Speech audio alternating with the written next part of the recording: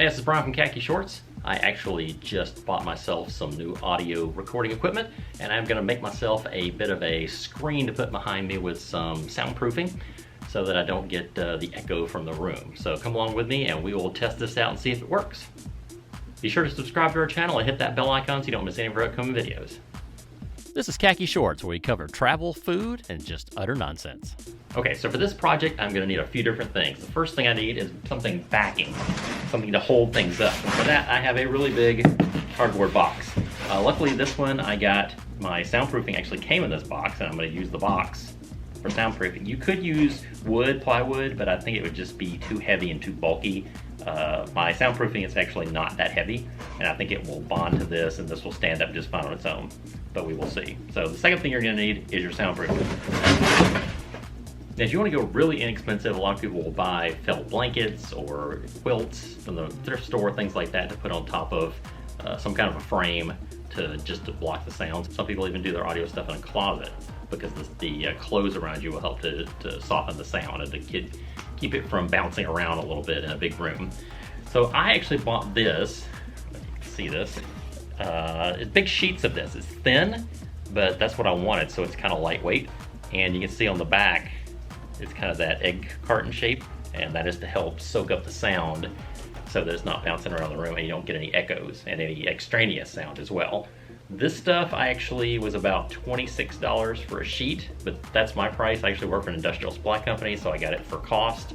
It would probably be a little more expensive. I'm not sure if you could get this at Home Depot or Lowe's or Home Improvement Store. You might have to order it, but you can definitely check your Home Improvement Store and see. Okay, so a couple more things you're going to need. You're going to need a knife or a pair of scissors to cut your soundproofing and also your cardboard to size of what you need. And you're going to need mostly, some people could use glue, I guess. I actually bought a 3M dry adhesive spray.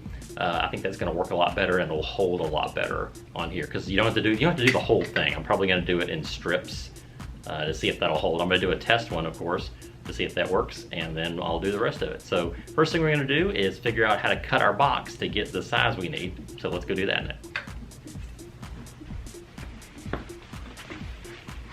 Okay, so I'm not really a math guy or a geometry guy, so unfortunately started looking at the box and the lids overlap instead of coming together straight. So what I'm gonna have to do is actually take the box apart, cut the sides out of it, which is the part right here, and then I will take the two bigger pieces, and then luckily I have a tape gun with some tape. I'm gonna put the edges flat together, tape that up, so I've got one nice big piece. So let's do that first. And as always, with the utility knife, be very careful. If you have cut-proof gloves, use those. If not, try not to slice your finger off. Thank you.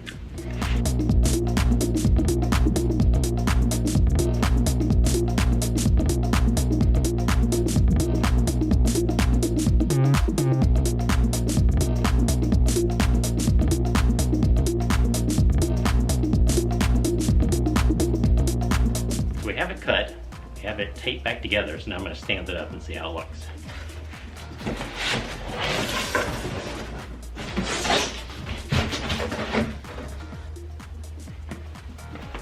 I think that will actually work pretty good. I'm not too worried about it being above my head when I'm standing up, because when I'm in my audio studio, I'm actually sitting down. I've got an office chair, and in front of me is my desk and all that, so I don't have to worry about it being over my head. If I'm sitting down, yeah, most of it's gonna be behind me, so that's really all I'm worried about. Okay, so the next thing we need to decide on is how we're gonna cut our foam to go on it. Since this thing bends in multiple places, I don't want to put it just straight across because then it won't be able to bend. What I'm going to do is, instead of putting one big piece across the whole thing, is cut it into pieces for each of these flat pieces. So at the bend, the foam will have a little room so it can give and bend back and forth. That way I can kind of fold it up a little bit to get it out of the way if I need to, or I can adjust it a little bit behind me when I'm doing my recording. So let me get out one of my pieces of foam, and I'll see the sizes to this and see where I need to cut, and then we will worry about putting adhesive on it on both sides for the next step. So first thing to do, let's get a piece out and measure it and see what we need to do.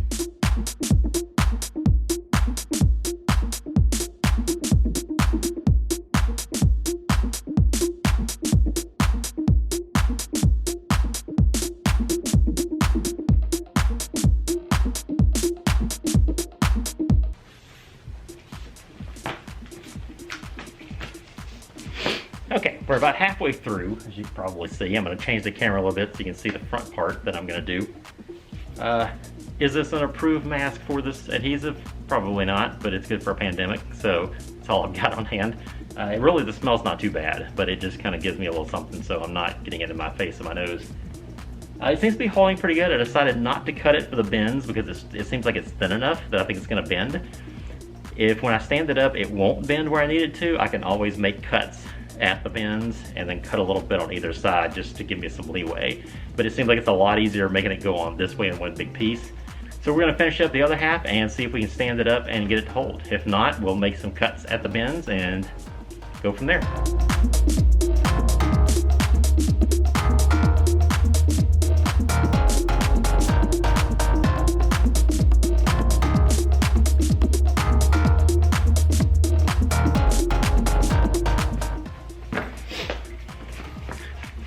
Okay, we've got the adhesive on the cardboard, we've got the adhesive on the soundproofing. I've kind of tapped it all down good, so we're going to let this sit for a little while and harden up, and then we'll stand it up and see what we got. It came over a little bit on this side. It's probably off, a little further than I would like it. It's going to be hanging down, so we may have to trim that up. We'll wait until we stand it up and see what it looks like. So for now, we're just going to wait. I'm going to go have some water, and then we will let this harden up. 1 hour later. Okay, this has been sitting here about an hour, so I'm going to stand it up, or I'm just going to check to see how it held first, and then I'm going to stand it up. And I may have to trim off one side because it seems like it's hanging over a little too far. So let's stand it up and see what it looks like.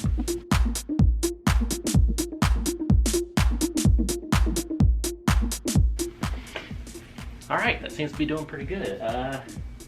It's hanging over more on that side than I really wanted, but it seems to be holding up all right, so I don't think I'm going to cut it off. I'm going to leave it the way it is. I'm kind of glad I didn't cut at the folds, because I've just folded it some, and it seems to be holding all right. And I think if I kind of fold it and hold it for a little while, I think it'll conform to the folds. Yeah, I'm pretty happy with that. It didn't take that long, didn't cost that much money. So I'm going to take this upstairs and put it in my audio recording space and see if it sounds any better. Let's take this upstairs and see what it sounds like.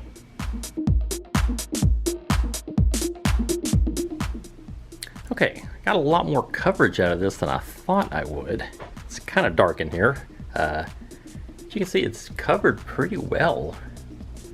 And I can just pull this around some more.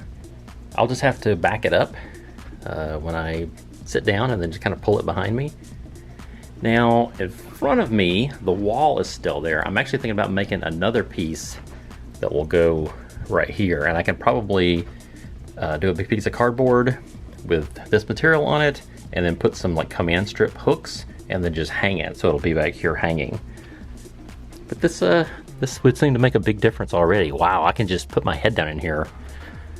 I don't know if you can tell the audio from out here, and then I'm gonna go inside, and you can tell the difference. Wow, there's a big difference. I'm really looking forward to recording something now. So it is about 2 weeks later, and I'm gonna show you what I have done since then. I'm actually recording this instead of on the microphone on my camera. I'm actually recording it with my Shure SM7B microphone. Now, I'm gonna show you behind me. This is the one that I built on the video. It's all the way behind me. Now I'm also going to turn my camera around and show you a couple other things I built that didn't take too much time to kind of complete this. So let me turn this around and I'll show you. So behind my laptop here, I actually built a piece that would go across, and that is just on a piece of cardboard, and instead of hanging it, I've actually just got it leaning up, which seems to work just fine. It's staying perfectly. So over here I built another piece on cardboard. It's sort of about half the size of the one in the back, and it matches up with the one in the back of me. So there's nothing overhead of me, so I do get some sound from above, but I am completely surrounded by soundproofing foam, and this all was pretty simple. I can take them out, move them whenever I want. They're not attached to anything. It's not heavy. It's not plywood. It's just cardboard and soundproofing. So thanks everybody for coming along. I hope this helped you out, gave you some ideas about stuff to do for your recording studio. Be sure to hit that subscribe button and bell icon so you don't miss any of our upcoming videos about travel, food, and just utter nonsense. Thanks again.